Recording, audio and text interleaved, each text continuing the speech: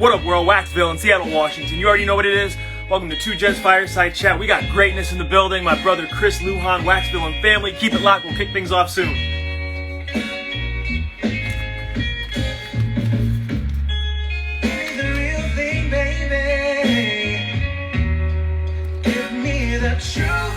Mama's in the building.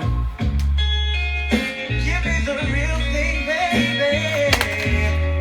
All of you. I see my brother Chris just walked in. Wax Mage. Y'all see it. You know what it is. Your love leaves me breathless. Yes, it does. So give me the real thing, and I'll give you all of me. It will be so easy. Can I finish enjoying myself real quick? Yeah, man. I'll drink my coffee. How are you? Chris Lujan, Pittsburgh, California. You already know what it is. I love that. I love that. Oh, man. Yes. Yo, you're a popular guy, man. There's already 10 on the call. Oh, that's good to know. Wow. That's good to know. I'm just Awesome. a guy. If you're ready, I'll go ahead and kick things off. Whenever you're ready. I want to welcome everybody to Two Gents Fireside Chats. Fireside Chats, similar to interviews. However, we take the time to do research so that we can support and strengthen other existing interviews out there. Our guest needs absolutely no introduction. We're not going to talk about how many questions, how long this is going to go. We are looking at Waxvillain family, Chris Lujan, Lugnut brand. We know him from The Real Thing. We've been seeing him all year. I've been making lots of noise about him and Andre Cruz. We had to bring him back because we just got the release of the physical, and we heard about a new pre-order. Chris, talk to us, man. I'm so happy to have you here. Oh, so good to be here. Yes, everything worked out, you know. And the reason I say that is because I got real scared, you know. I was going to try to sell this next 45, and I was like, oh, man, people aren't going to get this 45 that they already bought 6 months ago or whatever. But it worked perfectly. The records came in. People are starting to get them. You know, people are starting to share that. I've been following the tracking. I'm like, oh, people are getting them today, you know. Yeah. So things worked out because I was real scared that people wouldn't buy this new one if they didn't get the real thing, you know. So now that they're getting it, my wife is staring at me and laughing at me. But now that they're getting it, they know that I wasn't just like some scam artist here. So, you know, they're buying the new one. So good. Yeah, it all worked out. You know, man, one of the things that I think about, because you were on a handful of months ago, we talked about The Real Thing then. But what I really want to boil down is when y'all were first recording this, right?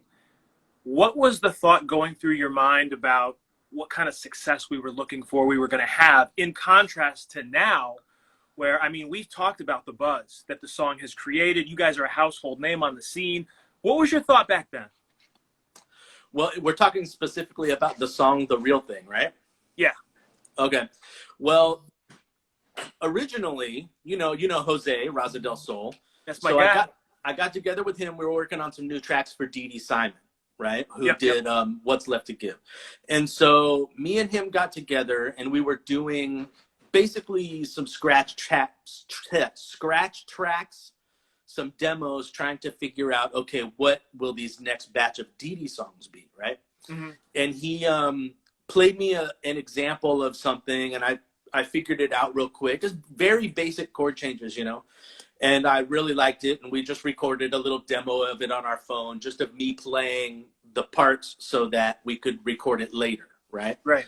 So I think it was a week later, Jose is supposed to come back, and we're supposed to actually record what I call guide tracks, right? Mm-hmm. So we have, like, the tape machines behind me. We'll lay down a click, and I'll basically play the guitar the whole way through the song. Okay. So that, hold on, my dog has got my cord. So that when we record for real, when I record the drums or whoever's going to record, I'll have that track as my guide, right? Yeah. Yep. So Jose comes over that week later when we're supposed to lay down these guide tracks, and he's like, oh, I don't want to do that one now. I came up with something on the way here, right? So Jose completely scrapped that song, and but I really liked it. Even though, like I said, it's very basic chord changes, but the way we worked it out, I really liked it. Yeah. So I started recording it, and I gave it to Andre and said, because a lot of times I'll record basically just like a phone demo of me playing through the song. Not necessarily, this is like pre-guide track, right? So this is just the phone demo. And to give it to Andre, and Andre came back in and had all the lyrics, just had them all, right? Like, I don't know if you remember back to that live that we did. He said, "Oh, it just came to me. Give me the real," you know. Mm-hmm. And so I was like, okay, great. Now let's record the phone demo of like the two of us doing it, you know? Okay. And so we did that, and I was like, man, I don't know if I want to add any more to this song. It's just so simple and stripped down. Mm-hmm. We actually ended up releasing that phone demo, the one I'm talking about, with the Bandcamp. So if you bought it on Bandcamp, you got the real thing as you hear it. You got Electric Butter, the B-side, and you also got that phone demo, right? Wow. So that's cool. Yeah. So let's see. So I started working it up, and I still wanted it to be very simple. And it was like, man, maybe this just needs to be just guitar, you know? And then I had my buddy Mike over, and we recorded the drums, and the bass, and then the guitar. And it was like, okay, that's it. I'm not going to add anything else to this, you know? But of course, you know, I start playing around. It's like I come up with this other guitar part, that one that floats over the top of everything, that to me is kind of the signature part of the song now. And so I recorded some tambourine, and then the outro. Just let me tell you about the outro. I recorded my very first single for Chris Lujan and Electric Butter called "Don't Go Acting a Fool," and that has Ray Hasildo on it playing Hammond organ. He plays with Aaron Fraser, and he plays with Junior Thomas and the Volcanoes and stuff. Wow! So I had a very basic arrangement to "Don't Go Acting a Fool," but Ray came in and was like, "Oh, let's just flip the outro," you know. And that was kind of a lesson for me in, the outro can kind of be separate from the song. Okay. You know, it doesn't have to just, you know, it could like be huge, you know. So that's kind of, I took a cue from that for the real thing. And that's what you hear on that big outro. It's like, okay, I took my lesson from Ray. And so then, you know, I don't know. That was the last song that we recorded for the LP. And it was like, okay, we got to put this out now. So, you know, Electric Butter had already been out digitally for a good 8 months maybe before we put it out on Wax, but it did really well on Spotify. You know, it was like my Spotify hit, and probably because it has Charlie Hunter on it, you know. Charlie Hunter and Adam Scone, so their names attached to it tripped some kind of algorithm and sent it flying, you know. Yeah, that's a trip. Yeah. Because I was going to say, what was it about that song that made that buzz? But, I mean, you know, attachment like that. You can see it in your searches, want, like list, things like that. Okay. You know, so this is going to be the second time coming around with Electric Butter. I really want to get into kind of that magic. Like when you're all in the studio, Electric Butter, Andre, what's going on? How do things come together? Who's doing what, saying what? How does it work? So if we're talking about recording, which is really what I love to do. So let's see. Electric Butter is basically me. Okay. Sure. So when we're in the studio, the most people that have ever been in the studio recording an Electric Butter track has been Michael Reed on the drums, me on bass, and then Andre there, like kind of guiding us through where the vocals are. Wow. That's okay. So like, yeah, that's why I do a lot of guide tracks where it's like, okay, this is the song. And then like on 4 of the tracks on the album, I played drums, you know, so a lot of it is just me. But so Michael Reed is on 4 tracks.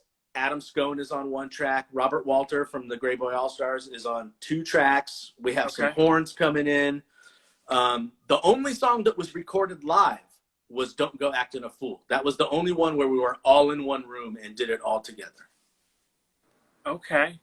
Was that different then when you were all together doing it, or did it not phase you? It didn't phase me. The newer thing is me doing a lot of stuff by myself. I had always done the together in one room type of thing. And it wasn't until the pandemic, really, that it was like, okay, I guess I got to start playing drums and, you know, playing all of this other stuff. And I actually didn't play guitar for many, many years, like decades probably. And that's, you know, I just became a bass player. You know, I played guitar and bass, and then I just straight up became a bass player. Mm-hmm. But then 2 years ago, Adam Scone came to town, and he had Jason Joshua on guitar and vocals and Eddie Garcia on drums. But there were 3 songs where Jason was going to sing, and Jason didn't want to play guitar and sing, so they had me play guitar. So that was kind of the first time I really started playing guitar again. And yeah, so I kind of blame Adam Scone for me picking up that guitar again. But I mean, were you it reluctant kind of to changed play? me. I was definitely nervous. You know, our guitar player from the MTET had just moved to the East Coast, and it was like, Joe, man, I think you need to come play this gig.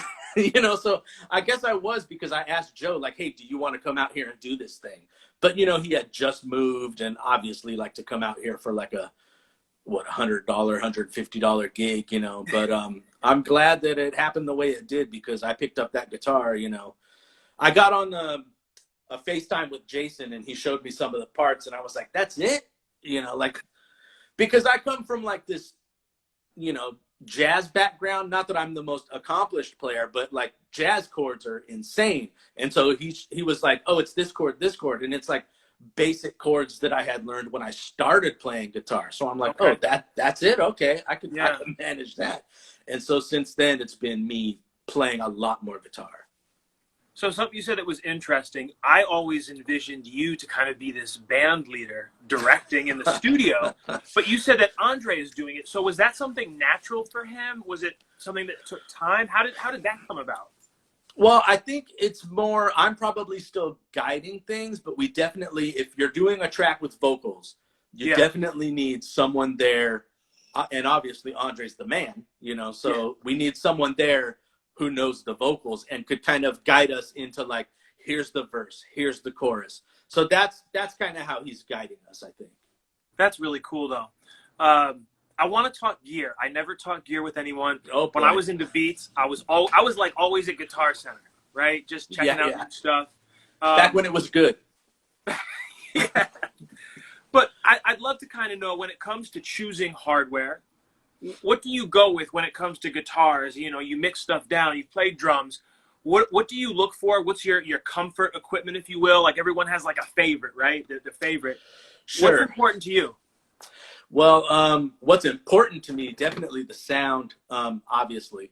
It can't be too clean, you know, it's got to have some gristle on it. As far as hardware goes, I have the 388 behind me, Tascam 388 tape machine. It's kind of what all the cool kids are using, which is kind of why I didn't want one. You know, I was like, oh, everyone's using that. I want this other machine, you know. Mm-hmm. And what ended up, I thought I was being cool by, I wanted the Otari MX 5050 8-track or whatever it is, you know. And but what happened, I'll tell you what happened is we were actually recording to a Tascam 238, which is a cassette tape recorder. It's like a rack-mounted 8-track cassette, you know. And we went into the studio, and it crapped out on me, you know. Like, it didn't work. We spent, like, I got all of these people into the studio, 8-piece band, and it didn't work. And I hit up Kelly Finnegan at Transistor. And you just hit up Kelly Finnegan like that. I mean, I guess. I mean, I hadn't met him yet, but we had definitely talked over Facebook and stuff like that. And I hit him up, and I was like, hey, man, this thing, like, our tape machine busted. Could you get us in quick? And he used the Tascam 388, what I was trying to avoid, you know. Mm-hmm. And that's when I really got to hear what a 388 really sounds like. And it was like, okay, I'm sold, you know. Okay. Like I said, it was like, I didn't want it because everyone was using it, you know. So I was like, sure, I'll be different for some reason, you know. Mm-hmm. But there's something to the 388, you know. So the 388, as far as guitars go, you know, I have like this like Telecaster that I got on a trade, and then I buy a lot of reissues, you know. So like I don't have like $1,200-$1,500 to spend on an old Harmony guitar, so I bought this like reissue Airline that like does me good, you know. It's fine for what it is. But I do have a vintage Harmony acoustic. That's what you hear doing all of the chanks on the real thing. I had just bought it, so that's why I had to use it on the real thing.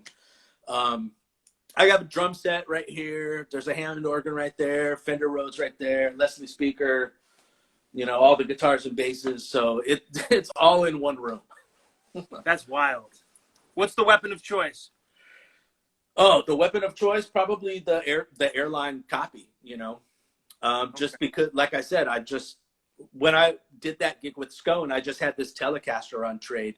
And then, like I said, I started playing a lot more guitar. So it's like, okay, I need a new guitar now, right? You know, how many guitars is enough? Whatever you have plus one, you know, that's the joke, you know. Yeah. So I got this airline harmony copy and I love it, you know. And actually, Joe from the MTET, we had a recording session in August. He came down here and we recorded. So he used that guitar and he loves it too. So, you know. Really cool. You know, there's plenty of people who will be like, oh, it doesn't sound the same as a vintage harmony, you know, but what are you going to do, you know? I know. It's all over the Real Thing LP, and I love it, you know. So when I was doing stuff with drum pads and everything like that, there was always this talk about the original feel of pads, you know, the drum pads. And so I can remember like looking online to try and find these aftermarket pads, lifting the top on this just so that I could get this real feel, because kind of like people were saying, it's like, oh, that doesn't feel right. It doesn't feel like the original. Right. And so I can kind of relate to that. You got to make do with what you have, you know. I like operating lean. I mean, what are you going to do? Not do it? You know what I mean? If you don't have the Real Thing, if you can't get the legit old vintage thing, is the only other option is, oh, I guess I just won't do it then. Yeah. You know, you get whatever you can to make it work. And that's why I do everything myself, you know. I don't know if you read the bio. It's like, I don't have any money to pay people to do anything, so I got to do it myself, you know? Yeah. And listen, I appreciate that and I respect that. And I'm the type of person that I want to be a SME on all ends. I want to sit in the trenches so I know what it's like to be there, how it feels, so that I can talk about it and then make educated decisions on what I really have to do next, right? You know what I mean? Yeah. Man, I got to segue. You and I spent a lot of time on the phone, you know, especially since we connected. And I've been impressed hearing you talk about your hunger, the work that you put into it. And I think about the different variants. I think about when you FaceTime me as you were making, you know, the inserts. And I got to ask you, man, why was it so important to you to make this so top shelf, so premium? You know, it was a Herculean undertaking for an independent artist to do this by themselves.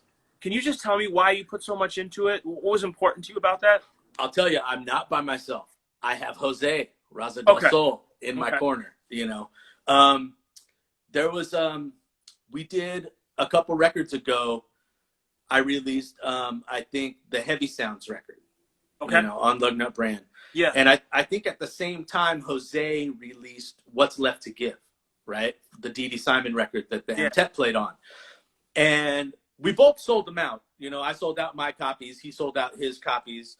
But I was like, man, I want some of what Jose has. You know, so I hit him up and I was like, hey, like, we had to, like, talk it out, figure out what are we going to do? Because I was like, how do we join forces but still have our own things? Yeah. You know?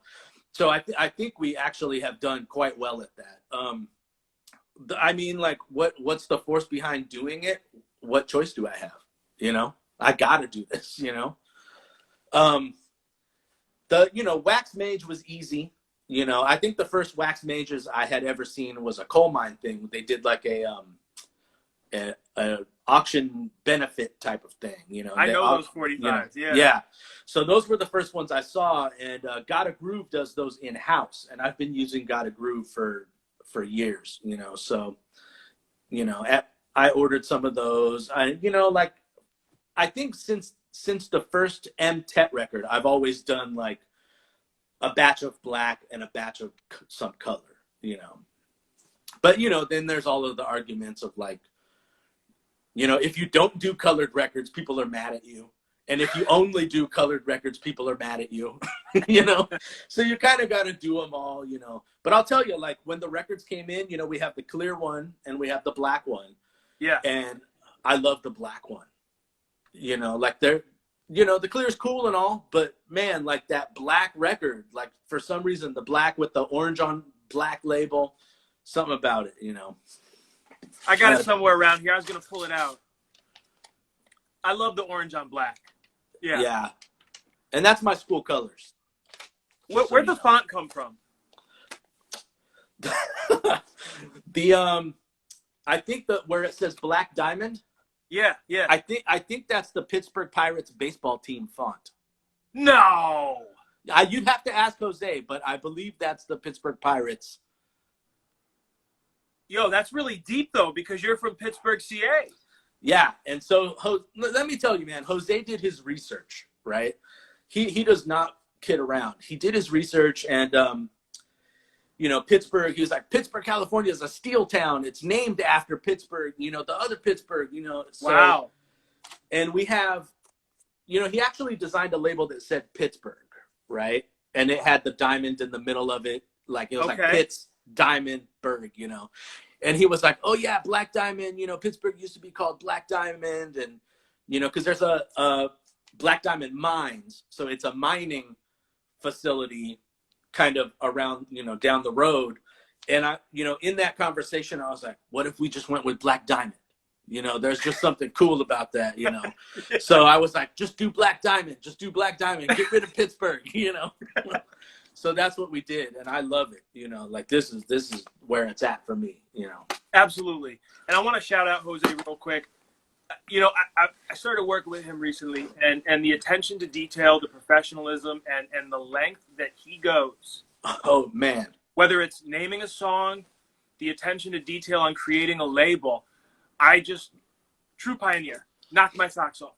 I know you got some of those certificate of authenticity things. I was like, I don't have any of those, So then the next time he came over, he hooked me up, and I was like, man, these, like, I was showing my wife, I was like, what the hell is he doing? Like he goes all the way. All the way. The tiny adapters, the cigar. I was going to screenshot you the certificate of authenticity so you have a copy. You could print it. No, I got it. Man, that's wild. So, now it's time for the follow-up. You broke news, I think with this morning, last night, pre-order. Something else, my back. Why those songs? What are you trying to tell us with the new music? Well, I had recorded the whole album, right? If I could go back a little bit to the way the album took place. Yeah. So before I had started working with Andre, it was just me throwing songs together, and mostly all instrumental. It's just me throwing, I did the Don't Go Acting a Full session, and then just like some other stuff. And it was like, okay, I guess this could go on the album, And then I started working with Andre because he hit me up to produce his EP, which will be coming out shortly. And I recruited Andre into working on my stuff. And it wasn't until I had this giant list of songs that we had worked on. I had worked on songs with Andre, and I had worked on songs on my own.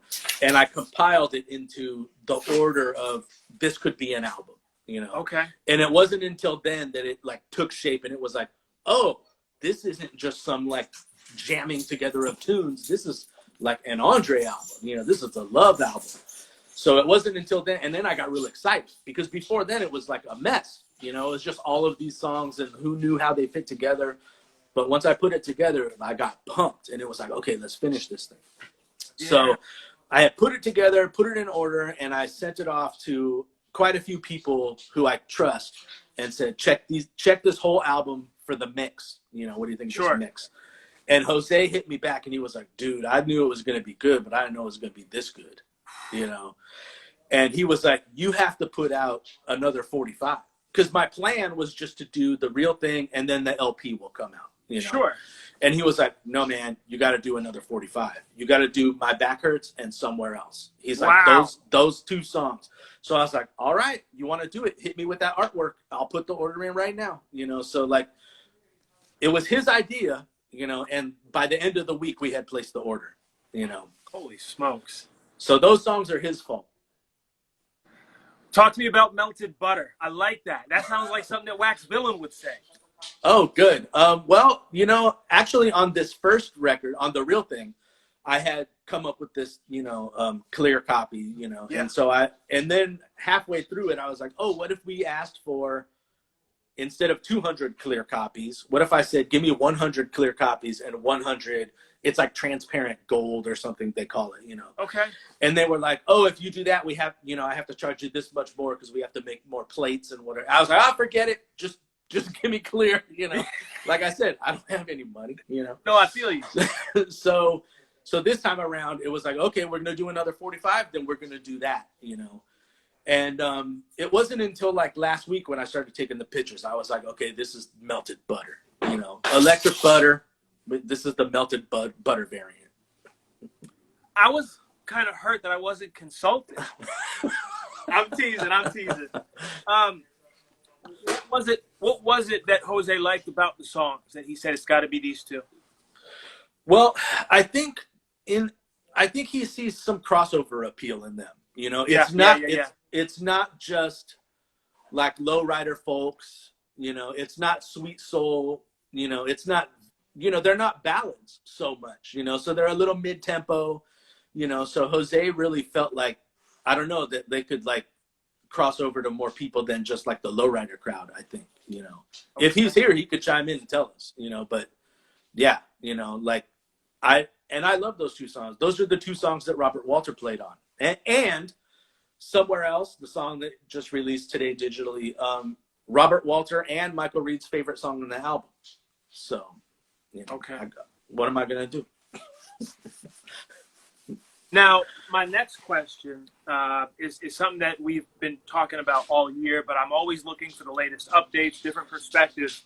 We know that there's a serious delay with vinyl records being pressed, plants across the world. Yeah. What is your plan for your music, and what's your game plan to kind of navigate this unforeseen challenge that we don't know when it's going to end? Yeah, that's a tough one. You know, like originally when I was, so let's see, I had placed the order for The Real Thing back in May, I think, right? And the reason that I put it out for pre-sale when I did is because at that time, that was supposed to be the last Bandcamp Friday, right? So everyone was trying to do all these special things for Bandcamp Friday. So I thought, plus, you know, trying to rush it, you know, it's like, okay, let's try to do this Bandcamp Friday thing. Let's make, you know, where they give the artists their cut, you know, like Bandcamp doesn't take anything. So I had placed that order and they told me, Gotta Groove is really cool about it. When you place the order, they tell you the day they expect to press it, you know. Wow. So it was like November 10th or something like that, you know. It got held up maybe a week and a half later, you know. But in August, when I went to order the My Back Hurts and Somewhere Else, they were like, okay, it's gonna press in May. And I was like, oh shit. I emailed them right back and I was like, I have an LP, you know, like I need to like, do I need to place an order for the LP? Like, what's up? And I didn't have the artwork done yet, you know, all the music was done. But they were like, oh yeah, like LPs, like if you place the order today, it'll press in August 2020. And I was like, oh shit, I better place that order then, you know. So the thing that's difficult is artists want their music heard. Yeah. You know, because by the time, like if I were going to wait for the records, you know, like even though I love the album, by the time it came out, I'd be like, well, like here's this old stuff, you know, here's this vintage music, here's grandpa's music, you know. But I think people are starting to understand that vinyl takes forever now. You know, it's basically a year, you know, if you're going to place an order. I was talking to Frank Rains at Funk Night, and he was like, man, I've got like 30 projects in the pipeline, man. Like, this is driving me crazy, you know, because you have to place a deposit. They have half of your money for it. You know, you don't see any return on that, you know, if you can't sell them. So I think people are starting to understand that the vinyl turnaround is so long. So I think people may understand why you would be releasing something earlier digitally so that people could hear it, you know. That's the hope anyways, you know. Yeah, no, I appreciate that. One question I wanted to ask was kind of about, you know, I think I've heard from people before, it's easy to come out with the 45, but when it comes to an LP, there's so much more involved. And I think you kind of have this collection of songs. It's not like you kind of said at the finish line, we're going to do an LP, let's start now. So my question is this: as you were trying to mold and shape those songs into an album, what would have stopped you from just using, say, that body of work right there and saying, we've got to do more? And I guess if you were to come out with an album from the jump thinking, hey, we're going to do a follow-up album, how is that different from, say, a 45? Is there any difference when you're preparing for something that's bigger than a 45? Yeah, I think it's almost like an LP is more important, if that makes any sense. You know, like, I can see that. Okay, let's talk about Andre for a second. So he was wanting to put out three different 45s. That was his original plan, okay? Because he has, and we've talked about this, so I don't think I'm spilling any beans. He has 2 soul songs that was going to be on a 45. He has 2 reggae songs that were going to be on a 45, and 2 like pretty rock and blues songs that were going to be on a 45, right? But if we were to do 3 45s is going to cost more than an LP, actually, like an EP, you know. Sure. When it comes down to it, because all of that vinyl, you know. And we were on the phone with Jessica Lipsky, Interview Boogaloo. It Ain't Retro Book. Go get it. Shout out to Jess. We were on the phone with her, and she was like, "What, Andre? Like, what do you think about just releasing it as an EP?" You know, and he had to wrap his brain around it, you know, because he, for the longest time, he had this 345 plan. Yeah. But you know, the more we got talking about it, it's like, you know what, an EP or, you know, a 12-inch makes a bigger statement than some 45s, you know. So it's just a bigger statement piece. I think it's like, here I am, instead of like, here's a couple songs, you know. Yeah, I can't explain it. There's just something about it. It's just more substantial, you know. Plus, more record stores want to carry an LP than 45s. Really? Absolutely. 45, this is what Joe from the MTET used to always say. 45s are for DJs and collectors. LPs are for the general public. Wow. And I always used to think, you're crazy. But, you know, talking with Jose, that's what Jose says a lot too. Like, they want LPs. And Jose's doing my wholesale. You know, that's so interesting to me. You know, I've heard random things about stores, what they like, what they don't like. And I think about how popular 45s are. To me, I just wouldn't be able to see a difference there. You know, in terms of why a store would want one over the other. I mean, one is a higher price point, of course. But I don't know, man. It's just very interesting the way you refer to it as a statement piece, because I never thought about it like that, but it really puts things in perspective. I think about the level of effort, the time that's involved in it. Yeah. I mean, I imagine you can flip the music for a 45. You could probably do that in a day and say, okay, the work is done. But an LP, I don't think you can wrap something like that up in a short amount of time. You know? No, I mean, you know, especially the way we had to do it, you know. So with this LP, what kind of wax are we going to see? Well, in talking to you, when I told you, see, because like I said, originally I had this plan of when to release the LP. But then obviously, like, you hear from the pressing plant and it's like, well, that plan is out the window, you know? So I'm basically the way I'm releasing the digital is how I would have wanted to release the physical.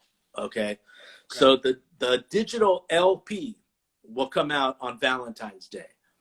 And when I told you that, you were like, I see things.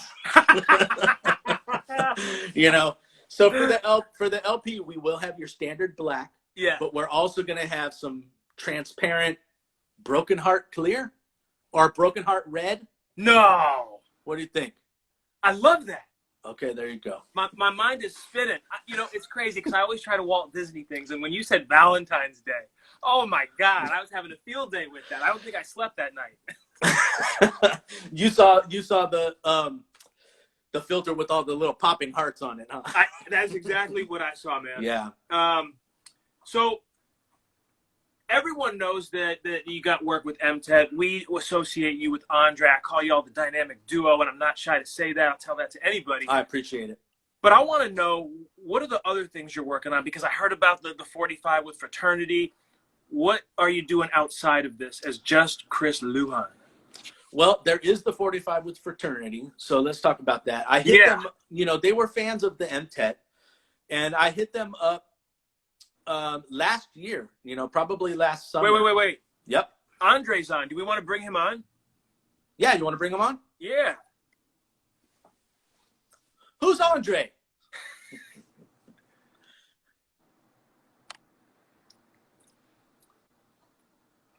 I'm so excited right now. I'll keep chatting. So, oh, there he is. Yeah! What's up, y'all? How y'all doing? It's great to see you, brother.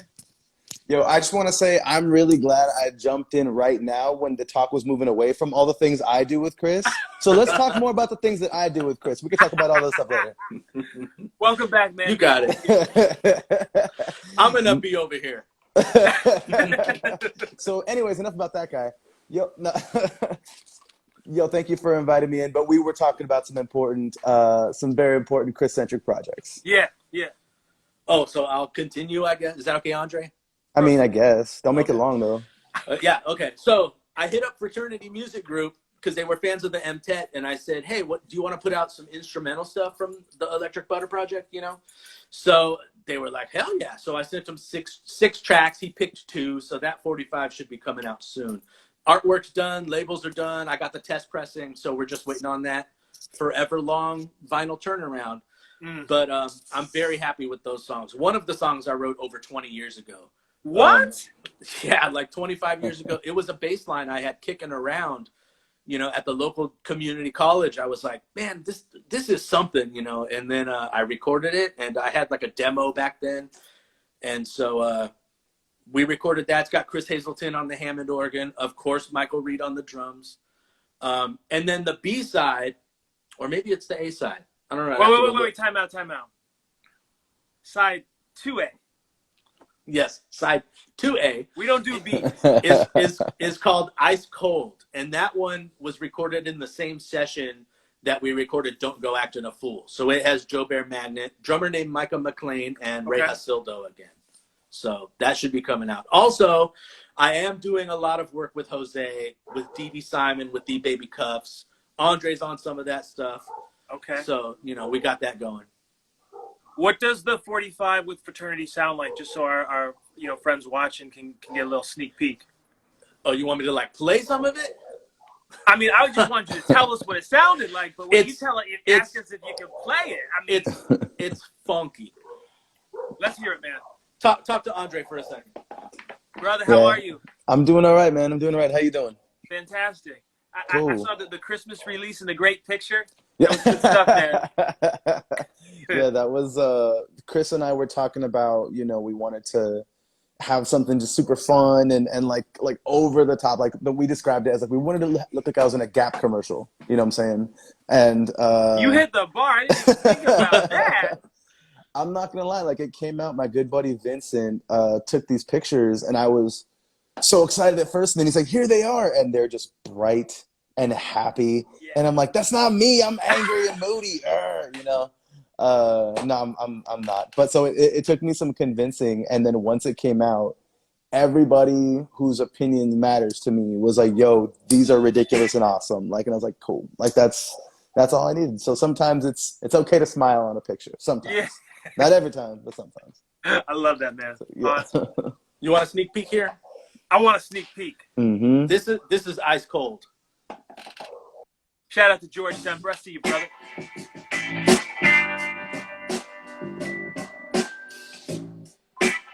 Turn it up. How is that? That's beautiful. Woo!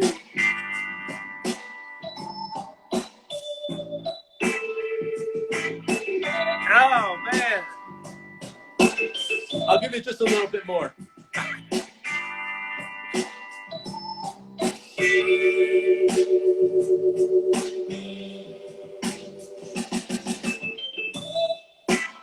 We got to get you through the B section.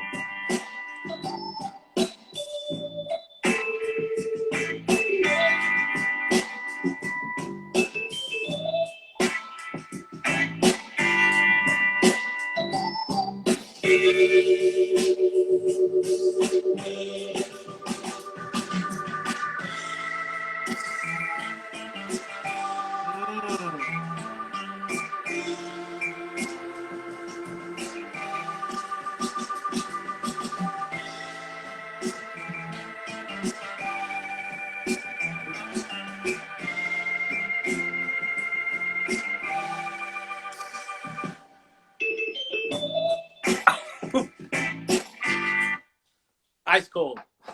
Now, I was watching. Oh, go ahead. Go ahead. I had hit up Adam Scone. I see. In my mind, I wrote that song while I was walking the dog. You know, sing it into my phone and then come home and figure it out.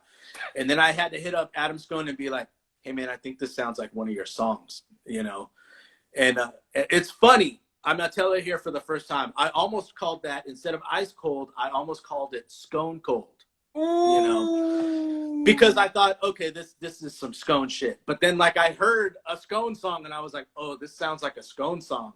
And I hit him up and I was like, hey, I think this sounds like one of your songs. And he was like, nah, man, it's all good. It's different enough, you know. So Ice Cold. Man, Scone Cold would have been tight. It'll happen. So Andre, thank you for being here with us, man. I just want to know, what have you been up to lately since we talked last? Oh man, just enjoying the ride with Chris, holding on for dear life. That's my ability. I make it work. Man puts me to work. I love it though. I really do. Like do it again. We'll come together for a session, and he'll be like, "Oh, by the way, I have this new one." I'm like, all right, add it to the list. Like, our list just keeps growing of tracks and ideas and stuff that, like, I can talk about, stuff that's still, like, on the DL. But I love it. Like, I love that there's, like, we're not running out of things to do, you know, and the collaboration just keeps working, and it keeps giving, and we're producing these songs that I'm just so excited about, you know. Just to take it back really quickly, we talk about how Somewhere Else was the favorite for Mike and Robert Walter, yeah? Yeah. Like, Somewhere Else and My Back Hurts are my two favorite songs on the album. Like, they're songs that are super personal to me because it was hell trying to crack My Back Hurts. That one was hard to write, man.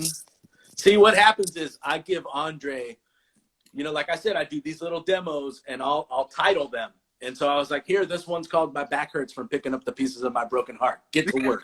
Yeah, lots of wiggle room there in terms of what I can write, yeah? Yeah, but you know, I do tell him, you know, don't worry about this title. And he's like, no, man, I'm using this. Tell the truth. Yeah, no, that's the truth. Like, he puts, like, the title in its own way kind of imprints itself in my brain once I hear the track. And so, for example, My Back Hurts was hard to crack because that's a thing, you know what I'm saying? I mean, that paragraph. Yeah, and so with that was hard, but with Somewhere Else, it still wasn't easy, but it's such a personal song to me because the lyrics are all about, like, let's just get away, like, it's all going to be there when we get back. And as I was writing that, I just kept thinking about all of the cruising I did during, like, the shutdowns and the lockdowns and whatnot. Yeah. And just imagining all of the things I was thinking and feeling as I'm riding with my girl, like, through the woods or just down the street, and, like, let's just get out the house. We've been in the house for months. Like, let's just go, you know. And so you ask what I've been up to, whatever Chris writes, a lot of that. Been trying to finish this EP, and I'm really excited to share that with the world when it's done, and just trying to make it happen, man. Best I know how. So I asked Chris about you when you weren't here, but what I would love for you to kind of shine the light on, tell us something about Chris that we don't get the chance to see, hear, or know, but only you would know by spending so much time working with him. The smell is probably the first thing I think of. No, I'm just kidding. I'm just kidding. Tell anything you want. I don't even care. I'm an open book.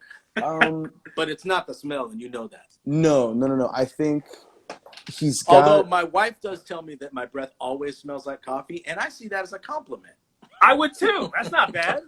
So, all right, that'll be the first thing. Man knows his coffee, and he's serious about it. Like, ain't no, you know, ready-made Folgers in that house. It is shout all out, like shout out Big House Beans. Shout out Big House Beans in the Bay Area.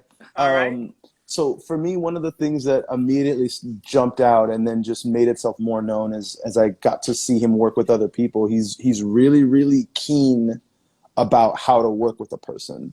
You know, everybody has got their different styles and everybody has their different ways of working, and working with him compared to working with others that I've had the chance to, I really see what it means to be a good producer. You know what I'm saying? Like, you have to learn that person's language. You have to learn how to talk to a person in a way that's going to push them, but not push them away. That's going to explain the idea, but also give them the chance to play within that, you know? And there's absolutely been times where I do like some crazy vocal run. I'm like, and he's like, okay, did you get that out of your system? Good. Now let's do it correctly. And I'm like, okay. And that's like a direct quote. Did you get that out of your system? And I was like, oh. Wow. But I mean, I think that's a really, really unique skill. And I think that really shows in the work that he does and all the people that he works with, including when we're doing live stuff. Just the ability to get an idea across is really important. So, can I say something about your vocal stylings? Oh Lord, should I sign off before? Or? No. I think I think this is some real shit. There were a couple times when we would share some stuff with people, and they'd be like, "Oh, Andre does too much. Andre does too much." And there were a couple weeks there, probably a good 3 weeks, where we were trying to, and I got to be honest, dumb it down. Wow. And like, it was like, how do we do this more simply? And at the end of that 3 weeks, we just said, fuck this, man. We got to do what we do. Screw what everyone else says. Like, let's let Andre be Andre. Of course, there are sometimes I have to tell him to calm down. But I get excited. I mean, for real, like, I was thinking about this conversation with you and how I would bring that up. And I think the phrase is we were trying to dumb it down, and there was a point where we just had to say, screw this. Like, we can't be shackled like this. We got to do what we do, and, the proof is in the pudding. I think so. Yeah.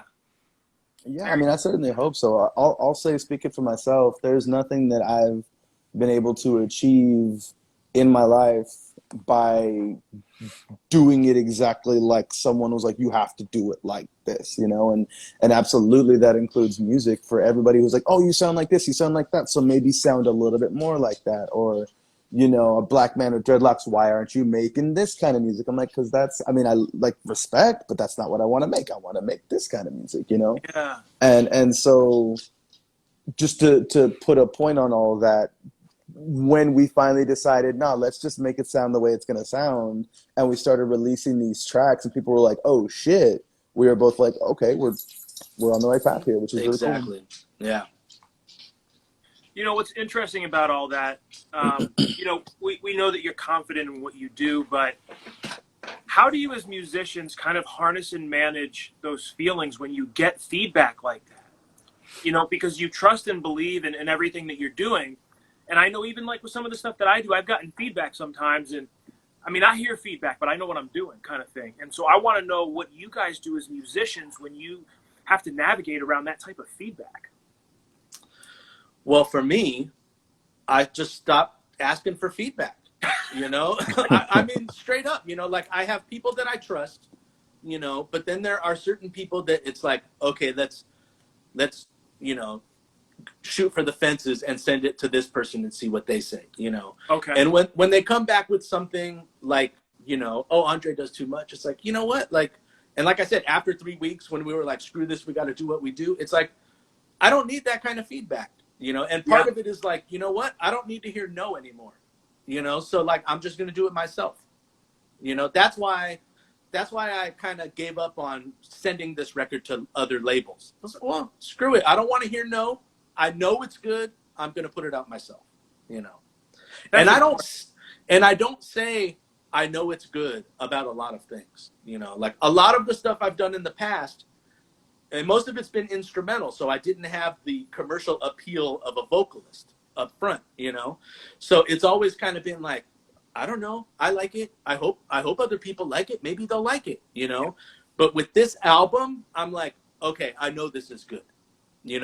People are going to love this. The only thing that is a barrier is getting it to people, because we don't have a big marketing team. It's basically me, Andre, Jose, and you, you know, this is the marketing team right here. So I it's like our chances. yeah, yeah. So I mean, like, and like I said, I don't brag about stuff, but I know this album is good. You know, so it's just a matter of getting it to the people. That's great. That's great. Guys, another question I wanted to hit on. You know, a couple weeks ago, I think it was Thanksgiving Eve, and I had heard the True Love's music before. But when I saw them play live, that put things in a completely different perspective for me. And so what I'd love to know, you guys performed, I think, earlier in the year, right? Can you give us insight into the chemistry, what's going on stage, what a performance is like live from you? Andre? Yeah. So it's been certainly a journey, you know, and I think it's been really interesting to me. I've never been a part of something that even could have been considered like a recording project first. You know, everything that I've done has been with intent to move into that space, that live space. And so when we finally did that and moved into the live space, there was a lot of things we had to kind of get together really quickly. But one of the things that I noted from our first rehearsal with players who had, you know, sat in on like this like little mini show or that little mini show or something like that, when we got together, what I'm personally calling the Avengers of Soul Music, because like we are pulling some of the best players in the Bay Area, no questions asked, from all of their different respective projects. When we got together and we recorded even just a video of rehearsal, everybody in my circle was like, what are you guys up to? Like, what is this? How do I get, like, what's going on, you know? And so, you know, when Andre Cruz and the Black Diamond Rhythm Band, which is the name of the recording project, finally got onto a stage, and we had to use, you know, featuring Andre Cruz featuring Chris Lujan and just because not a lot of people know who Andre Cruz is yet, we got a lot That's of... a lie. We'll take it out to Seattle next time. That's what we'll do. That way everybody knows. But we got on stage and we had a solid crowd. But the thing we got the most from people was, where have you been? Where are you from? Where can I see you again? Like it was like stepping into a brand new role that already felt lived in. You And know, it was, where have we been? We've been in the studio. We've been in the studio You the whole know? time. We've literally been creating the songs you heard today. You know, because like the thing is that people, people, I know Andre has had this asked to him about like, well, what are you guys going to play? You know, and it's like, we have like 2 full albums worth of original material, you know, because all we've been doing, you know, the whole time that I was off work, I was unemployed for 10 weeks, you know, with the pandemic, and Andre was over like every other day. You know, and we were just working. Having breakfast and then going to work until like 4. Yeah, and we wouldn't, you know, and we haven't really stopped. There's been a few bumps in the roads as far as schedule goes, but not as far as output goes. Okay. Before you hop on stage together, were there certain musicians that you have seen before, their presence that you were trying to maybe be inspired by or channel? What were you envisioning before you actually took the stage? For me, I will like my biggest onstage influences, especially for what we're creating here, I'd have to say first and foremost is Charles Bradley. I think his ability to connect with the crowd, his ability to emote, his ability to tell a story through not even too much movement. I mean, if you watch his stuff, he's moving and he's dancing or he's going all out. But like some of my favorite tracks I've ever seen him perform live are just him using his hands, using his voice, using his expressions to get everything through, and that's a new piece for me. So I've really used that right off the bat too. When we were talking about, okay, what do we want to cover, I was like, we got to throw some James Brown in there. So we've been throwing some James Brown into our sets, and that's been a lot of fun, just to kind of let people know what to expect. Like, we're gonna have some fun, you know what I'm saying? So for me, those are some of the big influences. And then maybe, not to put words in Chris's mouth, but just like the solidarity of the Dap Kings, just how that's solid there, that rock, you know. Wow. I don't know. What do you think, Lujan? Well, I know for me, before we had our first gig, I put together a playlist on Spotify called Live Gig Goals, right? Ooh, okay. And so it was just live albums that I was like, okay, the Duran Jones Live Volume 1, like, that album from top to bottom is like, this is a show. Yeah. Donny Hathaway's Live, this is the show. So to me, like when I think of like a show, those two albums, those two live albums, to me, it's like we need to bring these to the stage. Wow, that's with our music. Very cool. Thank you guys for sharing that. So the last question before we kick off the lightning round is for both of you. It's kind of a personal question, but I just think, you know, getting to know you, Chris, over this time, I'm just, as a friend, I'm so proud to see the work that you put into something that you believe in so much. And the same for you, Andre. You know, I remember the story that you told about going out to Cali and everything like that. But it's real simple. Guys, why do you make music? After you. Oh man, I've just been doing it so long. It's what I love, you know. It's just in me, I guess. There were a few years, there was probably a good 5 or 6 years when I didn't make music at all. You know, I didn't touch an instrument. I was sick of, you know, like I said, I come from like a jazz world. Not that I'm the most schooled in jazz, but I was playing upright bass all the time at these restaurants, playing the same jazz songs, you know, 3 hours sets like 3 times a week, and I just got bored, you know. And no, I didn't think anyone was doing the kind of music I wanted to do, you know. So I just kind of stopped, you know. And that was like when I started actually selling some stuff I wish I still had. Yeah, I had like a 1964 Ludwig Club Date drum set. I had a Fender Rhodes back then, but they were just sitting, so I sold them, you know. I didn't touch an instrument for years, and then that's when I discovered the Daptone guys. I discovered the first Sharon Jones album, the Sugarman 3, and the Mighty Imperials, like kind of all at once, you know. Jose's in the building. He said you were influenced from your pops. How was I influenced from my pops? I would like to know that. But yeah, my pops didn't really, he took guitar lessons after I played guitar. But okay. You know what? He did take me to a lot of shows that I don't remember because I was so young. You know, supposedly I had seen like the Count Basie band in Disneyland. I was like, wow, you know, so I don't remember it at all. But once I discovered that Daptone stuff, yeah, it was like, okay, there are people doing what I want to do, you know, and so that was, I think, right at the beginning of Daptone. I always tell this story. I went to Amoeba in Berkeley and was like, I need this stuff. Like I've heard of these groups. I think I read about them in Wax Poetics. Love Wax Poetics.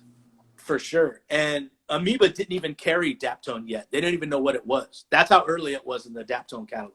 Wow. So I can't remember how I tracked him down. I probably got him from Dusty Groove or something like that. Yeah. And ever since then, it's been like, okay, let's get a band together. And that's when I hit up my buddy Gary Pittman, who plays Hammond organ. I hit him up and we started a band called Majestic Soul. And that's kind of was the big, I could probably name a dozen groups from Majestic Soul to where I am now that I've been in. Wow. Trying to find this thing. Oh my gosh, that's beautiful. Wow, thank you for sharing that. For me, that was pretty incredible to hear. That was awesome, by the way.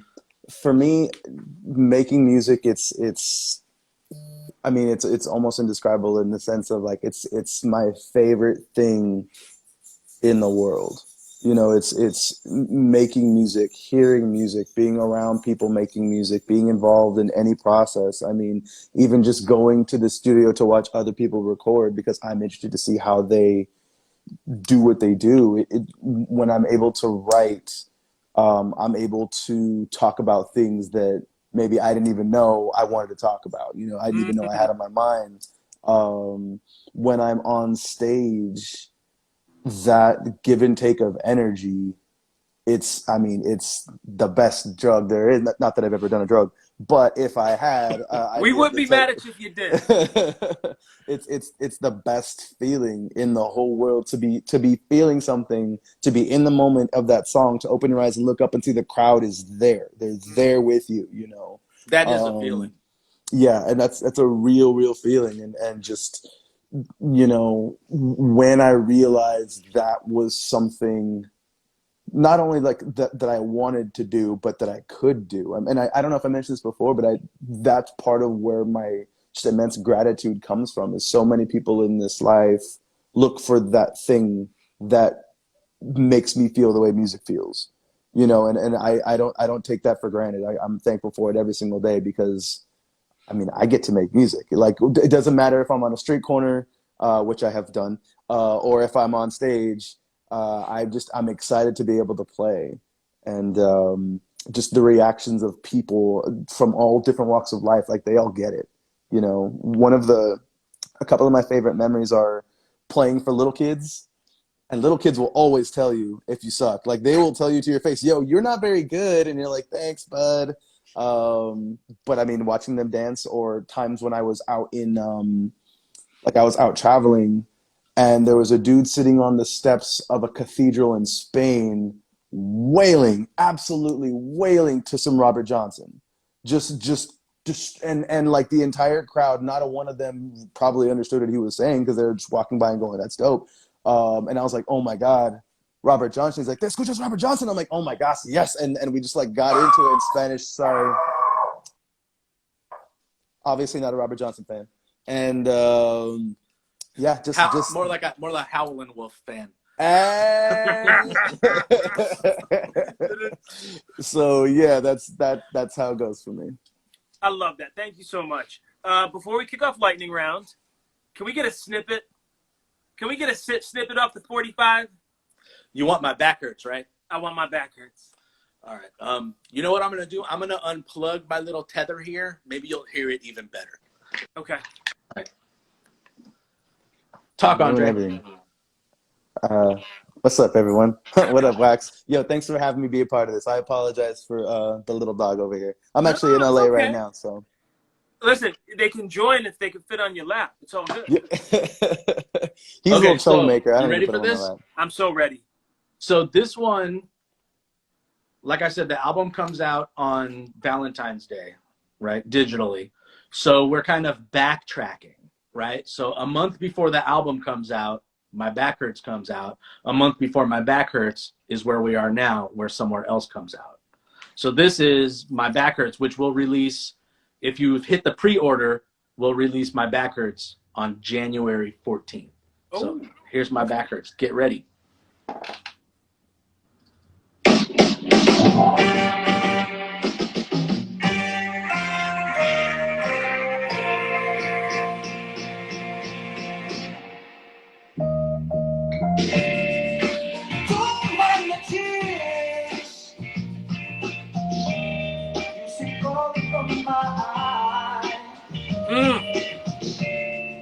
It must have been years. Gonna call me by surprise. And if my eyes see red, oh baby, it's just smoke from the fire rising up. Since you've been gone, it's been awful cold. And I'm from the pages, from the book of love. You know, baby, the pieces of my heart.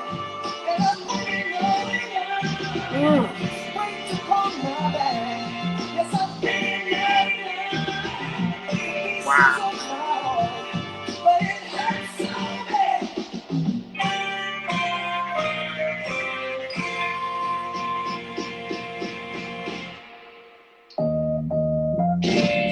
Now when you see me moving slow, Mama, there goes that man. please don't. Andre! I always get weak every time I hear you, man. That was fantastic. Oh, thank you. I really, really love that track. Such a big What did fan you of that think one. after you heard it for the first time, though? My gosh. Man, the first time I heard that, and he was like, all right, so the title of this one is My Back Hurts, Picking Up Pieces of My Broken Heart. He played it, and I was like, well, shit, yeah, there it is. I hear it now, you know, and again, like the lyrics of everything took a second to crack because I wanted to make sure that I told an honest story. And even as as I wrote it, and even every time I hear it, I think about the times I'm walking through San Francisco and it's dark and it's kind of rainy and I'm all sad because someone just broke my heart. I'm like, ugh. And I mean, that's kind of what I was channeling when we wrote these things. And so it just, I mean, I feel really lucky that Chris is writing these songs that I feel, you know, and then I'm able to write lyrics and vocals that he is there for and understands and hears. I'm just lucky for the collaboration process. Like I said, I'm a grateful guy. And then I got to tell you, I'm very happy that Andre doesn't say in the song, "My back hurts," because I don't know how you would make that soulful, you know. But so I was like, oh, good. I think the first time he sang it to me, I was like, oh, good. You didn't say my back hurts. You know, what you did is perfect. It hurts so bad. Okay, perfect. You know. Wow. Subtext. You know, I guess I can feel you feeling it because you take it somewhere people just can't go, man. It's beautiful what you're able to do with your voice. Oh, thank you. I appreciate that. Thanks so much. All right, y'all. You ready for the lightning round? Yeah. Let's I do. got 2 questions. Oh. Hopefully we'll make this work out. 3 new artists on the scene you're following that we should check out.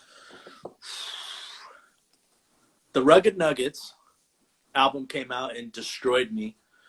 You know what? Patchy Man. I don't know if you know who Patchy Man is. He's kind of like a dub reggae guy. Okay.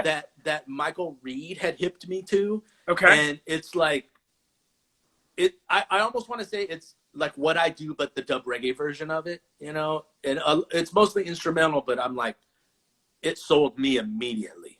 What label? He might have his own thing, you Okay. know? We got the name, though. All right. Yeah. And then I would also say, let me think on that, Andre. So new folks. I mean, I don't know much about new. I can do new to me. That's fine. Yeah. New to me is new, period. Cool. Perfect. In that case, there's a new cat named Stevie Wonder on the scene. I just discovered him. He's pretty. No, I'm just kidding.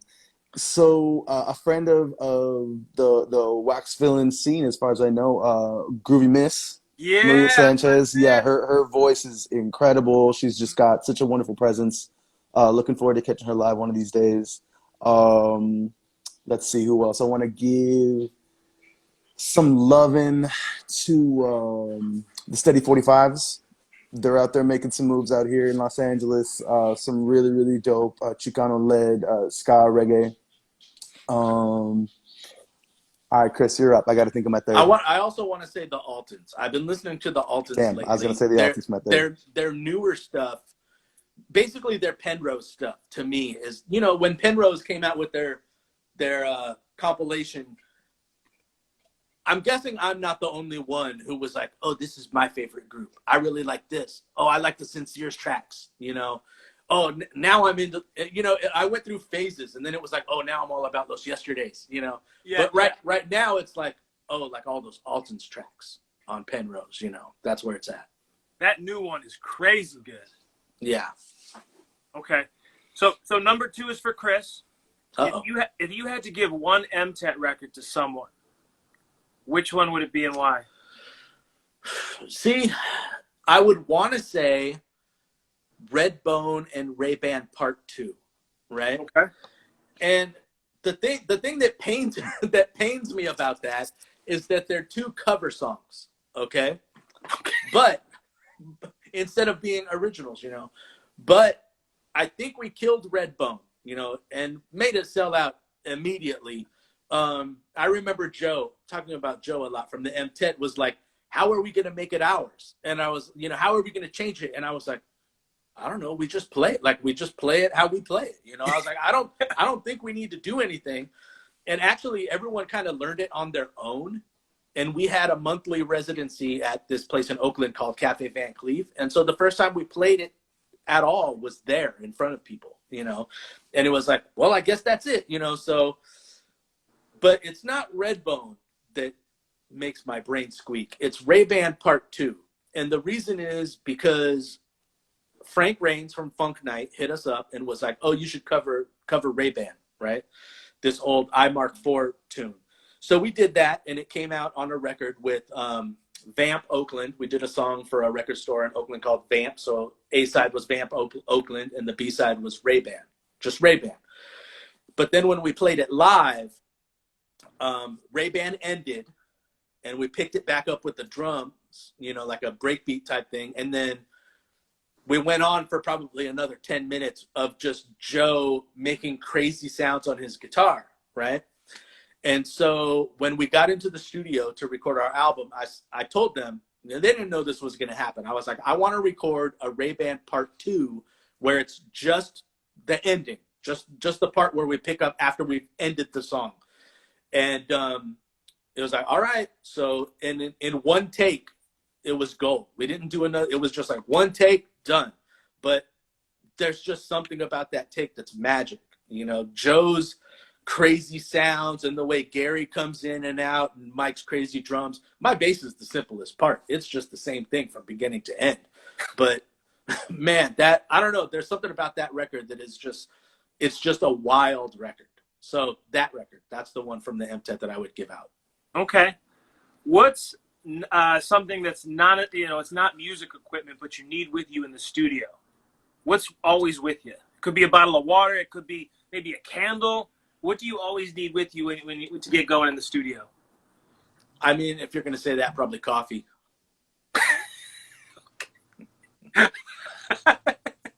You're just always drinking coffee, aren't you? Always drinking coffee. He's always drinking coffee. Decaf? No. Decaf is for people who don't like coffee. I'm just imagining you drinking coffee like at 8, 9 o'clock at night after having 10 cups prior. You know, I would do that. You know, I limit myself pretty good, but there, you know, for the longest time, coffee didn't affect me. I could, all right, drink coffee, go to sleep. But lately, in the past few years, it has caught up to me. Okay. So, you know, I kind of have to be careful with the late night coffees. All right. Give me a favorite eatery in the Bay. Where are y'all going to take me when I come to town? Well, I mean, that kind of depends on what kind of food you dig. I mean, if I had to choose something for you, I just moved on out to Oakland, and they got some incredible Burmese food out there. There's a Korean spot called Kitchen Story that I can't stop talking about. I can tell you that Chris is probably going to want to take you, understandably, to Zachary's to get some pizza. Ike sandwiches, any number of taquerias. Sir, you give me a flavor and I'll take you wherever you want to go. I love Mexican food. Let's go. I love Mexican. I could eat Mexican food all day, every day. Pittsburgh, California, Las Panchitas. Okay. All right. LP, as we call it. LP. What do y'all like to do when you're not making music for fun? Drink coffee. Make music.